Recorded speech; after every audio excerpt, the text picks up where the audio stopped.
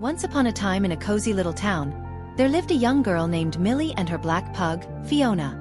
Millie and Fiona were the best of friends, spending their days playing in the park, sharing secrets, and cuddling up for bedtime stories.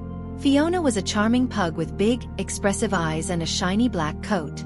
However, there was one thing about Fiona that was different from other dogs: her tail. Fiona's tail was broken and didn't wag, which made it hard for people to tell if she was happy or sad. Millie loved Fiona just the way she was, but Fiona often wondered why her tail didn't work like the other dogs' tails. She watched other dogs wagging their tails vigorously when they were excited or pleased, and it made her feel left out. One night, as Millie was reading her a bedtime story, Fiona made a decision. She would set off on a journey to find out why her tail didn't work. Early the next morning, before Millie woke up, Fiona slipped out of the house and began her adventure. She trotted down the street, determined to find answers. The first stop on her journey was an old alleyway where she met Alex the alley cat. Alex was lounging on a stack of boxes, his whiskers twitching as he eyed Fiona curiously. "Hello, Mr. Cat," Fiona greeted him. "My name is Fiona. What's your name?" The cat stood up slowly and greeted Fiona. "My name is Alex. How can I be of service?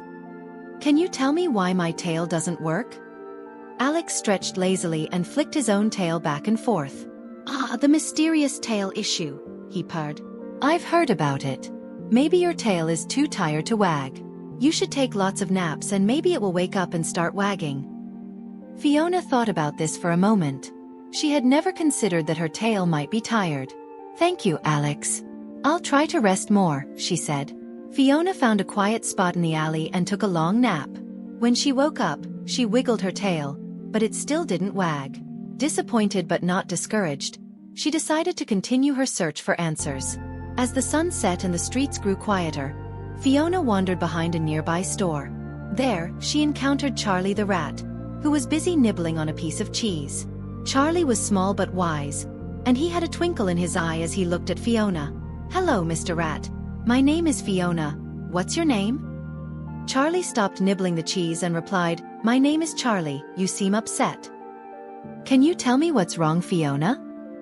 Fiona replied, "Do you know why my tail doesn't wag?" Charlie looked thoughtful. "Perhaps it's because your tail is shy," he suggested. "You should practice wagging it in front of a mirror, where no one else can see. That way, your tail might gain confidence and start wagging when you're happy." Fiona considered Charlie's advice and decided to give it a try. She found a reflective surface and practiced wagging her tail in front of it.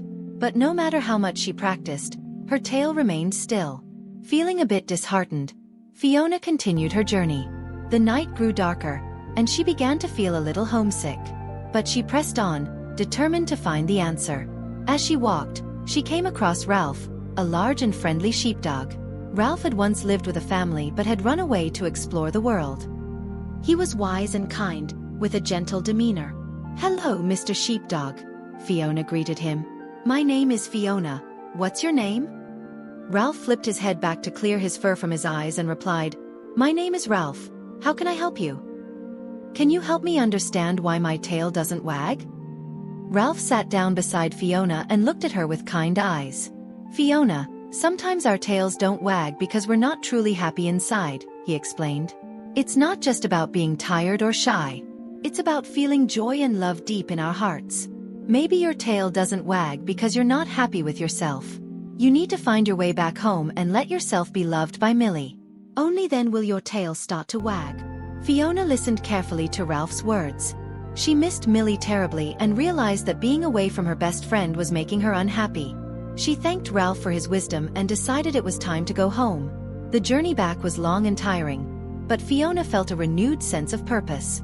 She thought about Millie and how much she loved her. As she approached her home, she saw Millie standing outside, tears streaming down her cheeks.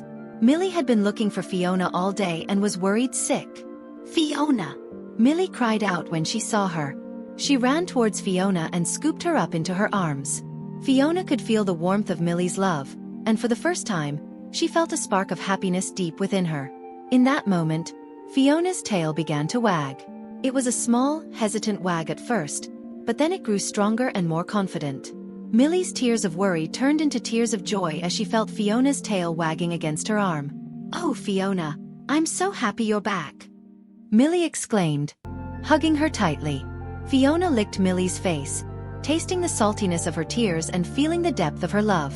From that day on, Fiona's tail wagged whenever she was happy, and she was happiest when she was with Millie. She realized that the love and joy she felt with her best friend were the keys to making her tail wag. Fiona never forgot the lessons she learned from Alex, Charlie, and Ralph. But most importantly, she learned to be happy with herself and to let herself be loved. And so, Millie and Fiona continued their adventures together, their bond stronger than ever. Fiona's tail became a symbol of her happiness, and everyone in the town could see just how loved and cherished she was. Every night, as Millie read Fiona a bedtime story, Fiona's tail wagged softly, a gentle reminder of the journey she had taken to find her true happiness.